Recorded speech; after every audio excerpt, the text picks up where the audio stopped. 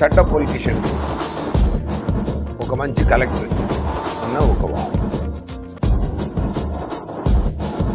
ఇప్పుడు దీంట్లో అప్పన్న క్యారెక్టర్ అని అవుతుంది. అప్పన్న క్యారెక్టర్ అండ్ ఈ క్యారెక్టర్స్ కూడా దీంట్లో స్టైలిష్ గా కనపడాలి.